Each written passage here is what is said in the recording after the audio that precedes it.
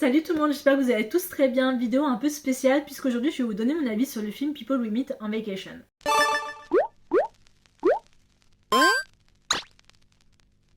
Deux petits points. Le premier, c'est en train de se couvrir vers chez moi, donc je m'excuse si la luminosité est pas extra et si ça commence à s'assombrir pendant la vidéo. Si c'est le cas, j'ai une petite lampe avec moi pour allumer, pour éclaircir. Si jamais ça ne se dégage pas d'ici là. Et deuxième point, c'est la première fois que je donne mon avis sur un film, donc s'il vous plaît, soyez indulgents, il y a de fortes chances que la vidéo soit très très courte. J'ai pris quelques notes pour éviter de me répéter et de me perdre dans ce que je dis, mais je promets pas que mon avis va être tip top. People We Meet on Vacation, c'est tout simplement l'adaptation d'un roman du même nom par l'autrice Emily Henry, voilà, qui est disponible sur Netflix, qui est sorti vendredi, voilà, vendredi 9 janvier. Au casting, on a Emily Bider, qui est connue pour son rôle de Jane dans My Lady Jane sur Prime Video, donc la série, et Tom Blitt, qui est connu pour son rôle de Coriolanus Snow dans La Ballade du serpent et de l'oiseau chanteur, qui est sorti en 2023, et aussi moi je connais pour Billy dans la série Billy the Kid. Ah, et troisième petit point, ce qui n'était pas prévu, il y a de fortes chances que cette vidéo, vous la retrouvez forcément en double, peut-être sur une autre chaîne. J'ai une chaîne que j'ai ouverte qui s'appelle TV and Movie Addict, en gros, où je parle de films et de séries. Donc il y a de fortes chances que vous risquiez de la retrouver dessus. Tous les étés, pendant 10 ans, la fantasque Poppy et le sage Alex sont partis en voyage à l'aventure, et puis ils se sont perdus de vue. Après quelques années de silence, voilà qu'un périple fatidique les réunit à nouveau et les force à affronter des sentiments inavoués. Ma note pour ce film a été 4,5. Je fais partie de ceux qui... Alors, je sais qu'il y a certaines personnes en France qui n'ont pas aimé du tout l'adaptation. Mais pour ma part, j'ai adoré. Franchement, je l'ai lu mercredi. Je l'ai lu mercredi en une journée. En 3 heures, je crois 3h30, 4 heures, je me suis fait les 384 pages en anglais sur ma Kindle. Vraiment, je l'ai fait, je l'ai lu, je sais pas comment j'ai fait, mais je l'ai enchaîné tellement, j'ai adoré le roman. Et je trouve, écoutez, que le film reprend très bien. Alors pour ma part, il y a certaines choses que je trouve qui font un film ou une série bien. Déjà, il faut qu'il y ait une très très bonne soundtrack, une très bonne alchimie entre les acteurs, et il faut qu'il y ait quand même des points importants dans une adaptation qui soit remis. Et c'est mon point principal quand j'ai regardé le livre, enfin quand j'ai regardé le film, que beaucoup de gens n'ont pas trouvé tip top. J'ai trouvé que les chapitres et en fait les moments clés étaient présents, certes étaient assez différents dans le livre, enfin dans le film comparé au livre, mais je trouve en fait que tout ce qui était très important, les 9 étés pour plus l'été de maintenant, et les chapitres importants ont été pour moi respectés. Certes ont été changés, je pense au mal de dos de Alex, de pourquoi est-ce qu'elle part à Barcelone. Il y avait aussi tout cet aspect en Toscane, en Italie. Voilà, il y avait certains trucs qui certes ont été plus ou moins changés et certains chapitres qui étaient plus ou moins courts, qui ont été un peu allongés dans le livre.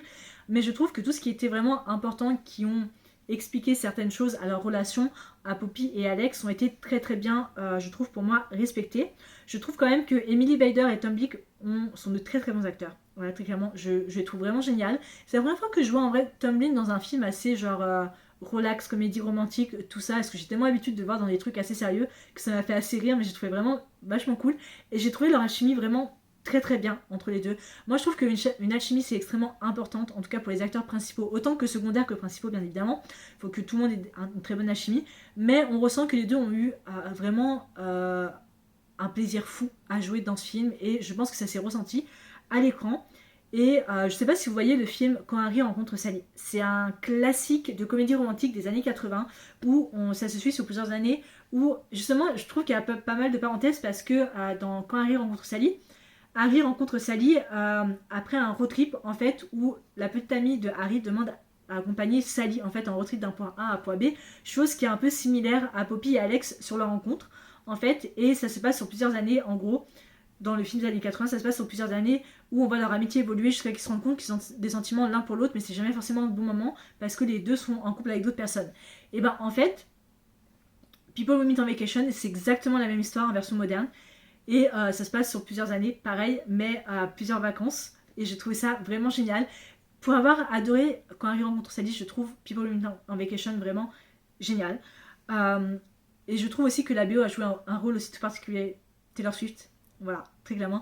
Je trouve que la BO a joué un rôle assez particulier et il y a quelque chose de très très vrai en fait avec les personnages et le fait Alors, j'admets qu'il y a certains points peut-être qui manquaient, que j'aurais aimé voir. Il y a tout ce côté où justement flashback avec des moments clés et des mots, des phrases assez importants, qui dans le livre, dans le présent, Poppy parle à Alex et Alex fait genre qu'il a complètement oublié, qu'il a aucun souvenir de quoi il parle parce que ça fait 2 ans et donc elle est assez déçue. Là, dans le film, c'est pas tout à fait ça, mais c'est vrai que ça m'a assez déçue parce que voilà, il y a tout un truc, toutes des disputes et tout, et genre oui, je me rappelle en vrai, c'est juste que voilà, c'était trop blessant et tout, qui n'ont pas été mentionnés. J'admets que ça m'a un peu déçue, mais je me suis dit, ouais, dans l'ensemble, en vrai, ça passe. En vrai, ça passe. Et en fait, je trouve que les deux sont incroyables. C'est, vous savez, je pense que vous connaissez peut-être la troupe Friends to Lovers et la troupe Right Person, Wrong Time. Genre, la bonne personne, mais le mauvais moment. C'est-à-dire, voilà, c'est jamais forcément. C'est la bonne personne, il met du temps à s'en rendre compte, mais c'est juste que c'est jamais le bon moment, c'est jamais le bon endroit parce qu'il y a toujours un imprévu, quelque chose qui fait que leurs sentiments finalement se retrouvent enfouis là entre eux. Et en gros, pour moi, je trouve que ce qui ressasse très bien le film, ce qui regarde très bien le film, c'est en fait peut-être la chose qu'on cherche depuis le début. Elle a toujours été là. C'est juste que c'est juste que ça a jamais été le bon moment en fait. Mais la chose ou la personne qu'on cherche a toujours été présente avec nous. C'est juste qu'il faut toujours un truc en fait pour lancer un déclic et dire c'était cette personne, mais malheureusement j'ai loupé mon coup.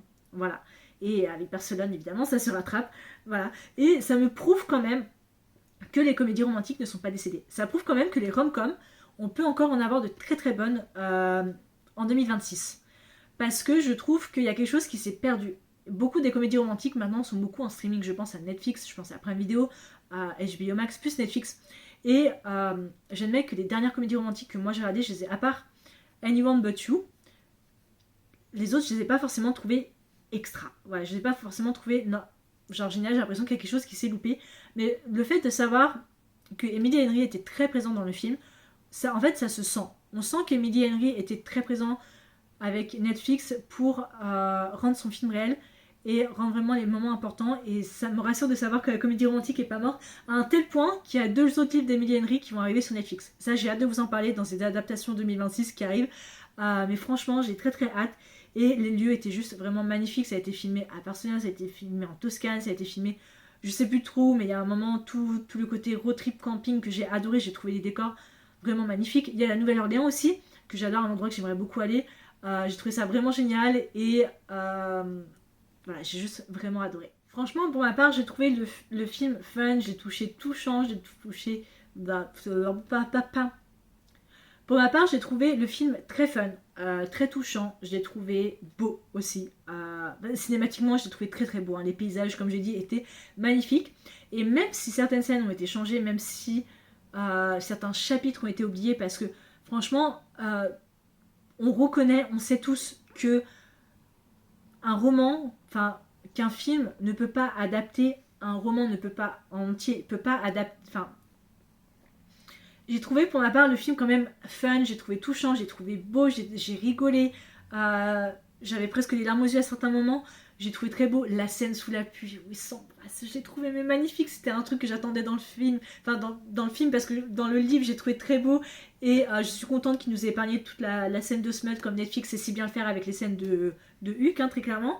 Et, Dieu merci qu'ils l'ont épargné, mais j'ai trouvé cette scène mais juste magnifique déjà en plus avec la musique, mais c'est vrai qu'il faut se rendre compte qu'un film ne peut pas tout adapter. C'est-à-dire, le livre fait quand même 36 chapitres. Je veux dire, tu peux pas mettre 36 chapitres dans un film de 1h50. C'est impossible. Genre vraiment, c'est impossible. Mais pour moi, j'ai vraiment adoré parce qu'on sent vraiment, comme j'ai dit, que Emily Henry était derrière. Et on sent l'amour qu'elle a eu on sent l'amour qu'elle a pour son livre, on sent l'amour qu'elle a mis dans le film. Et on sent que même si certaines scènes ont été changées, je pense vraiment à la scène finale de Révélation, le dernier chapitre, où dans le livre, Poppy, elle va dans le lycée où travaille Alex pour pas le trouver, et Sarah elle lui dit bah écoute, là où il est à cette heure-ci, il doit être dans le bar et tout, et c'est là qu'elle lui révèle tous ses sentiments et tout, comparé à dans le film où elle lui court juste après et que voilà, ça a été changé certes, mais j'ai trouvé ça quand même vachement génial et ça peut pas plaire à tout le monde, je le reconnais, mais laissez-moi vous dire que sur Letterboxd, les notes sont entre 4 et 4,5 à 5. La note la plus basse, ça doit être 2,5.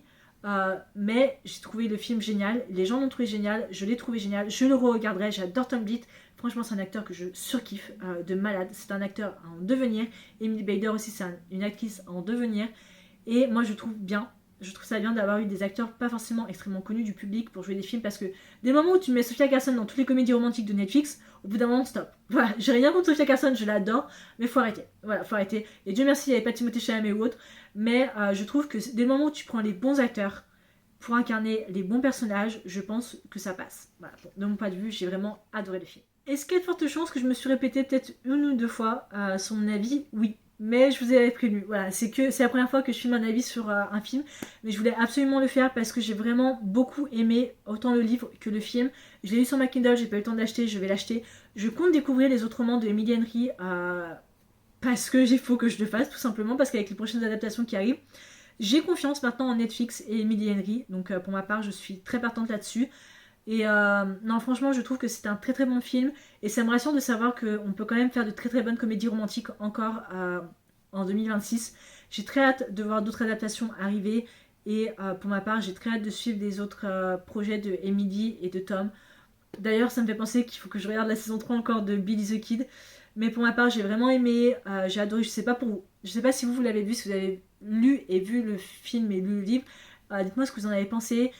Voilà, pour ma part, j'ai adoré et c'était juste vraiment génial.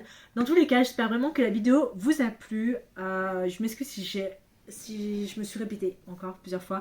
Et écoutez, ma foi, je vous retrouve la prochaine fois pour une prochaine vidéo. Ciao!